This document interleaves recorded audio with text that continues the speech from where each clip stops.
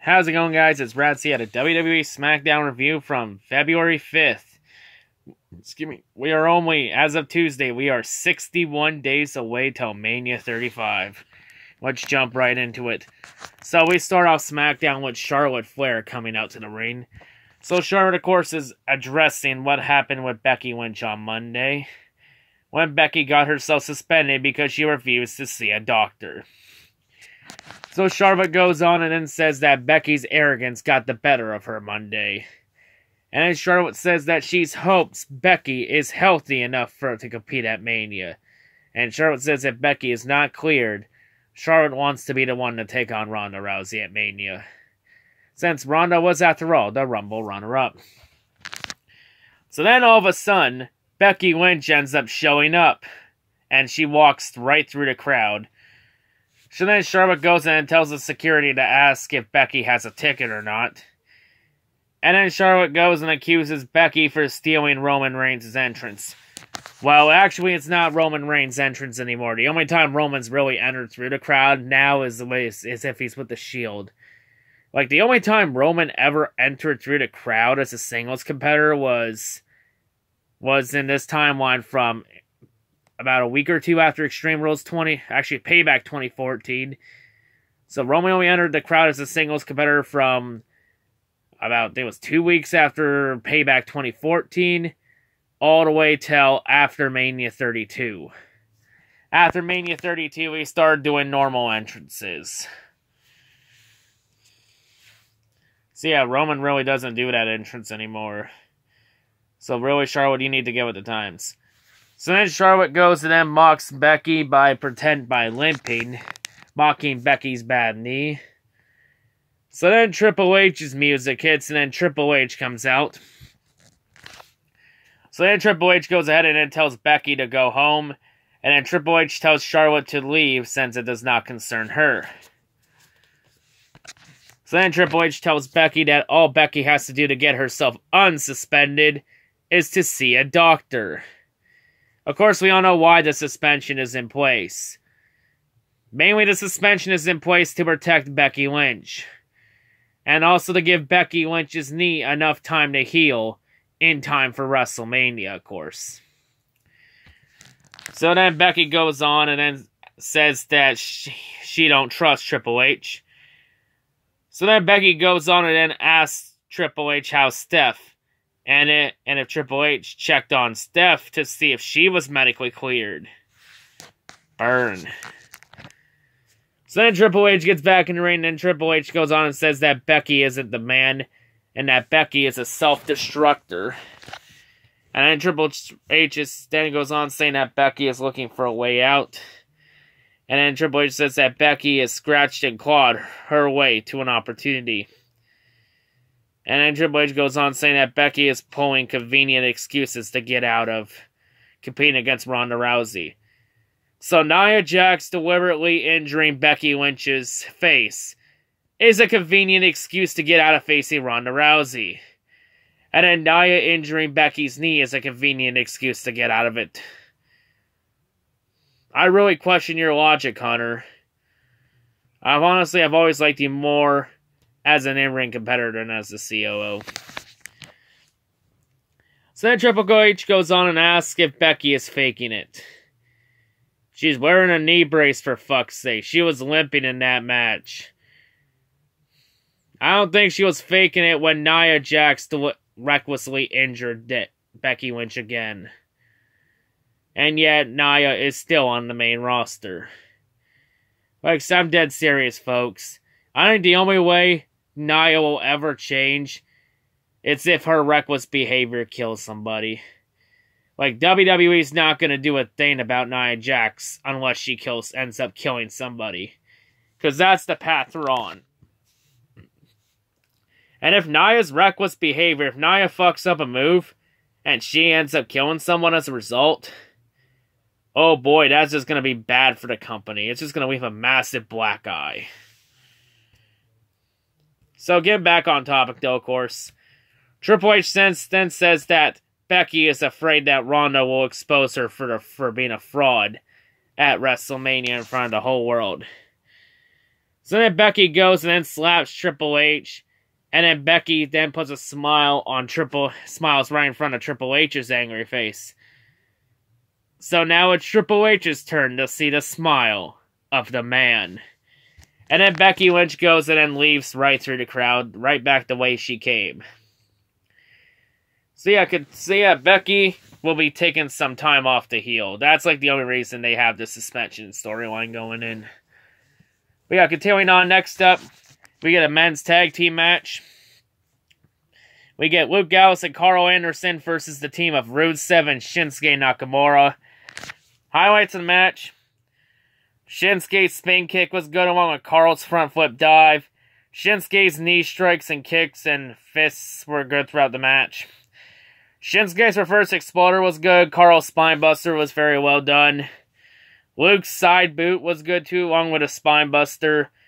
Double clothesline to Carl and Luke, Carl, and Rusev, which leads to our match ending. Shinsuke hits the Kinshasa on Luke Gallows. Carl Anderson then hits the rocket running boot on Shinsuke Nakamura. Rusev then hits the Machka kick on Carl. Rusev gets the 3 count for the win. So Rusev and Nakamura are victorious in their first tag match. But let us move on. Next up, we get another one-on-one match. We get Mustafa Ali versus Randy Orton. And these two will be competing for the WWE title inside the Elimination Chamber in a couple weeks. So highlights of the match. Randy's vertical toss into the top rope was good too. Randy's side slam onto the table was good. However, the table didn't break, so haha, table doesn't break. Randy's power scoop was good along with a superplex from the top rope. Randy's slingshot to the bottom rope was good too, along with Ali's 2 drop kicks. Mustafa's crossbody was good. However, Randy Orton botched the landing and selling it overall. Not often Randy Orton botches, but hey, sometimes even the best can make mistakes. Mustafa's super kick was good along with his payaway kick. Randy would go for a big boot. It would completely miss Mustafa, but Mustafa sells it as it hit him. So in other words, what a devastating shot to the air. Mustafa Ali's front roll facebuster was good though, along with his tornado DDT. Match ending, Mustafa would go for the 054. Randy would pull Mustafa off the top rope. Randy would hit a midair RKO out of nowhere. The RKO out of nowhere meme will never die, damn it. It will live forever. So Randy hits the midair RKO out of nowhere. Randy gets the 3 count for the win. Celebration was short-lived though, because after the match, Samoa Joe would come out and lock in the Coquina clutch on Randy Orton for post-match assault. Joe would then go and attack Mustafa and force Mustafa out of the ring. And then WWE Champion Daniel Bryan would come out to the ring with Eric Rowan. Of course, Daniel Bryan is going to address the WWE Universe and file a complaint. So Daniel goes on saying that his home state fans in Everett, Washington, understand Daniel's message. Oh yeah, because Dean's from Aberdeen, Washington. And for anyone wondering, Everett is just outside of Seattle. So then Daniel goes on saying that his people are smart people. The people of Washington are smart. And that they know when they need change. So then Daniel goes on saying that everyone that lives outside of Washington continues to make bad choices that destroy the planet and stuff their face. And Daniel goes on his full PETA protest by talking about the ant-killing animals and stuff in the face. And leathering with cows. And then Daniel once again shows off his new shitty ass title belt, which still looks like crap. You will not change my opinion on that. Like, the title belt looks like a goddamn kid's toy. Like, that's not a title belt. That's not something prestigious. It looks like a shitty present I would give my kid for their birthday. That belt just looks ugly. I thought the whole point of getting rid of the spinneride design was to not make the title belt look like a kid's toy. But I guess you know what? Nothing in this company has any prestige left, so why should the WWE title have prestige? So then Daniel says that his title is a symbol to rally behind, and that it's a symbol of change. So then Eric Rowan goes on and says that great thinkers are dangerous, and that people fear him and Daniel Bryan. And then Daniel goes on and then shames the fans for chanting what to Eric Rowan. So Daniel's shaming the fans for what chants. I honestly don't blame Daniel, because the what chants are sort of annoying. It's like sometimes I want to hear what they gotta say, but these dumb fuck fans keep chanting what. It's like, enough with the what chants. Stone Cold's not here anymore. You don't need to chant it anymore. It's annoying. It's starting to get annoying soon. It's like one of the most annoying chants in wrestling. Like, goddamn, you all sound like a bunch of retarded ducks when you chant what. What? What? What? Shut the fuck up. That's what. So then Daniel goes on and says that the suits don't want him as champion. But obviously, though, Daniel, the suits want you champion because you're the WWE champion right now, dumbass. Goddamn, WWE creative is so garbage. They make everyone on the roster look like shit with these promos. And then Daniel then goes on and shows the Elimination Chamber video package. Actually, we may as well call this the PC Chamber. Because the Elimination Chamber looks nothing like it did. Because remember, the old design, it was actually cool. This new design where it looks like a goddamn triangular prism. It looks like a goddamn triangular prism now. Like the old one, it looked like a circular prism. Cylindrical prism, whatever the fucking math terminology is there. But this current one looks like a goddamn triangular prism. Actually, correction, it's not. Looks like a goddamn square with triangles at the top. It looks like crap. And it's plastic doors. It's like, this chamber says a PC version of the old one. Because, you know, the old chamber match, the one we all grew up with, the old chamber, I guess was not PC because it offended people. And then we wonder why this company is garbage right now. Well, folks, you want to play the PC game? You want to play the I'm offended, this offends me game? Well, guess what? The shitty product we end up having distributed to use is what you bastards rightfully deserve. Like, goddamn, this PC stuff is what's wrong with today's society. Like, seriously, grow the fuck up. Because remember, today's society, if it's not PC, it's not okay and it offends me. Grow up, fuck me. So then Daniel goes on and then says that everyone, including the planet, need Daniel as WWE Champion. Don't worry, we'll be back with Daniel Bryan because he's still got his main event match later on. But first off, next up, we got a triple threat women's tag match. We have the team of Naomi and Carmella against the Iconics, Billie Kay and Peyton Royce, against the team of Mandy Rose and Sonya Deville. All three of these teams will be the SmackDown representatives in the women's tag team titles Elimination Chamber match. An Elimination Chamber in less than 2 weeks. So this women's tag match, highlights of the match. Naomi's head toss was good. The Iconics head whip into the knee was very well done. Carmella's super kick was good along with her hip toss.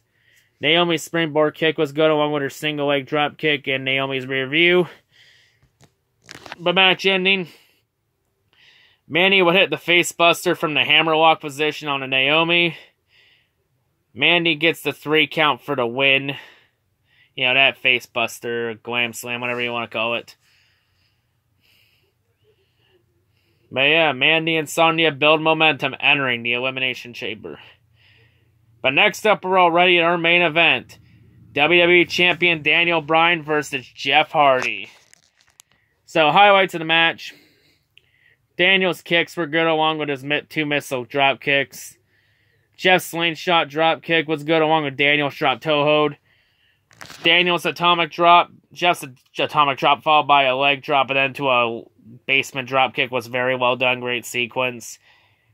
Jeff's Whisper in the win was good too. Daniel's Fickle kicks, formerly the Yes kicks, were very well done. Jeff's Twist of Fate was good too. Matt Jennings, Jeff would hit the Swanton on Daniel. But as Jeff's going for the 3 count, Eric Rowan would pull him out of the ring and then throw him into the barricade, forcing the DQ. So Jeff Hardy was going to win this match regardless. So then after the match, Rowan would throw Jeff back in the ring and Daniel would lock in the LaBelle lock on Jeff Hardy for post-match assault. But then Samoa Joe would come out, he'd attack Eric Rowan. Joe would get in the ring, and then Joe would come out and lock in the Coquina Clutch on Daniel Bryan. Then Randy Orton would come out and get a piece of Samoa Joe. And then Mustafa Ali would come out and get a piece of Samoa Joe too. And Randy Orton. Eric Rowan would clear the ring of Mustafa Ali. But then AJ Styles music hits. AJ Styles comes out to the ring. Eric Rowan gets out, along with Daniel. AJ would go right after Randy Orton. He'd then take out Samoa Joe. And then he'd take out Mustafa Ali. While Daniel was retreating, and then AJ is standing tall. And that's how we end SmackDown. So SmackDown, it's a better show than Raw, but it was still trash. So SmackDown overall, boring episode. 3 out of 10, my final rating for SmackDown. Like, what else is there to say about this? Like I said on Raw, I want this company to succeed, but they keep making me say bad things about them time and time again. Like, come on, I want to say good things, WWE. Give me a reason to be positive, not negative. God damn. But yeah, I think I'm gone on long enough. So yeah, that's all I gotta say. Hope everyone's a great day, and yeah, peace out.